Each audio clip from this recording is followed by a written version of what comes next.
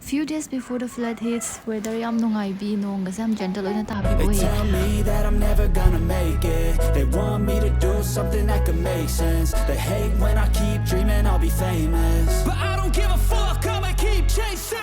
I got all this potential, this deep. Library is one of my favorite places. Masagi oina corner si am pamba mi oy aduna ai library da su corner se sida khalaga phamjai ba aduga adum khangde nungai hai tare library chat paje adum nokhoi su nokhoi gi anak pa mafam da lairaga di library do adum chatlo.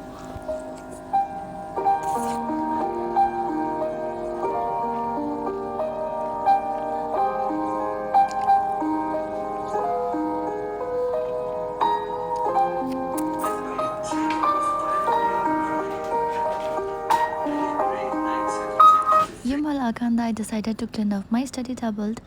Clutter sing lotion anakanda shrek tharga thamme adum ishagi oina fantasy movies yam pam e thaina angang oi kandagi hona magic kumbada yam ngau bido adumain ga oeba table lotion balora kanda dinner amuk charani aduga hui ke kasung picharani cha ai gi sendan je ngoma do birami je masi gi hui ji ko Mathangi numitne mama halakpa numit su oye aduna ikai theldagi pochai ke ka khara lairani adai khoi ma hoi do halakanda adum laphu gumba adagi laphu tharo gumba pijaidana adugi adugai du su yengtho ubane mama la kanda pijana ba aduga hinjang su khara mathel tauge aduga hayeng hangchit ki ngasi nungdangi ke ka loin mak su na ba leishan ge tawbane joroga jeni ga su ru thok pirani aduga loin mak loishalaga makhoi ni su puraga mama loba airport ta ki chatminarurase kai mai ho ro cha cha da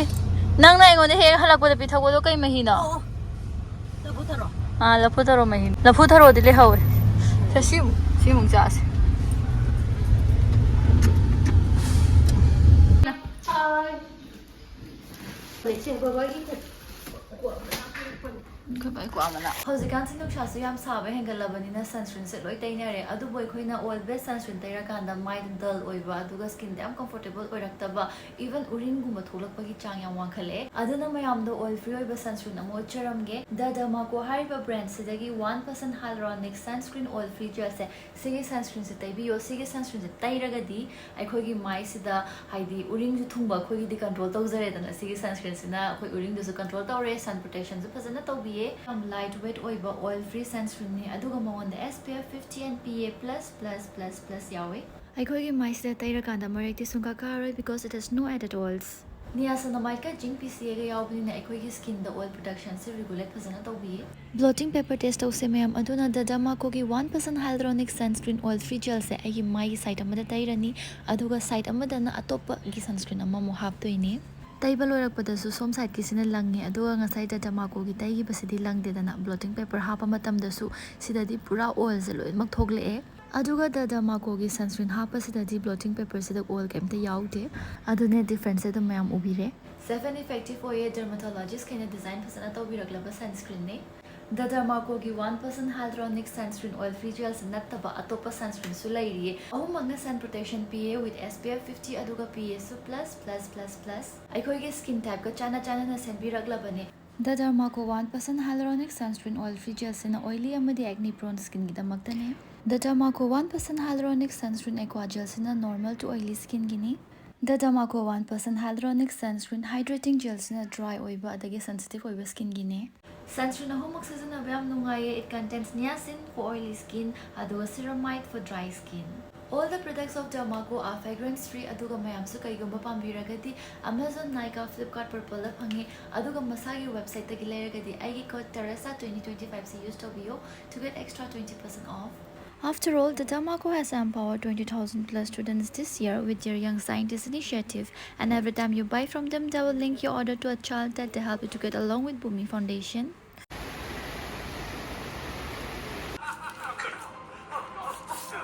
Cereal gumba kainoma yengaga noodles gumba charaga leire ngasi di nungdinda aduga aise maram rakta kusin gumba sum hapningai gine na sigi press on nails na han honge na larokpone ba 70 chama adumaina pipi yawe adugi sise hapa chanare and after that nungdang matam yoroko matam da mo aise live video chatle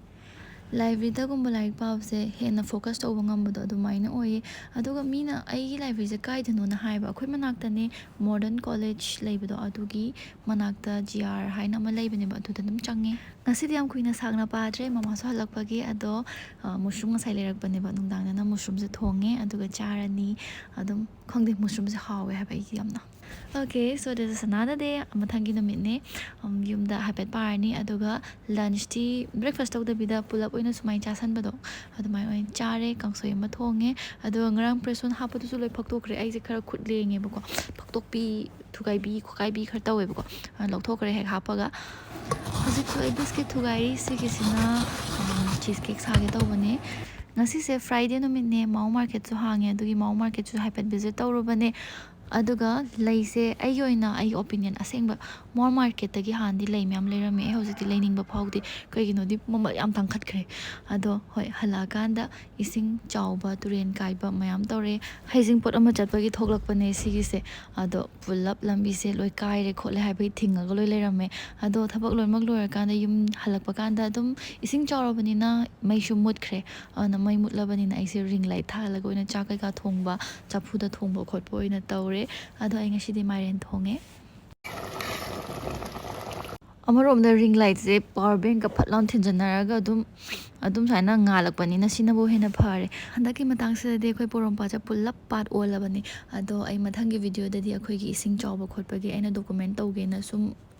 video ꯅꯝꯍꯧꯋꯦꯕꯀꯣ ꯕ꯭ꯂꯣꯛꯀꯤ ꯑꯣꯏꯅꯗꯤ ꯅꯠꯇ꯭ꯔꯦ ꯄꯨꯔꯥ document ꯇꯧꯔꯒ memory ꯑꯣꯏꯅ ꯑꯩꯈꯣꯏ ꯍꯟꯗꯛ ꯏꯁꯤꯡ ꯈꯨꯆꯥꯎꯁꯦ ꯁꯤꯒꯤ ꯑꯣꯏꯅ ꯊꯥꯒꯠꯆꯔꯛꯀꯦ ꯑꯗꯣ ꯃꯌꯥꯝꯁꯨ ꯇꯦꯛꯇ ꯀꯥꯏꯗꯅ ꯂꯩꯕꯤꯌꯣ ꯉꯁꯤꯒꯤꯗꯤ ꯑꯩ ꯚꯤꯗꯤꯑꯣꯁꯦ ꯁ꯭ꯋꯥꯏꯗ ꯂꯣꯏꯁꯤꯟꯖꯔꯒꯦ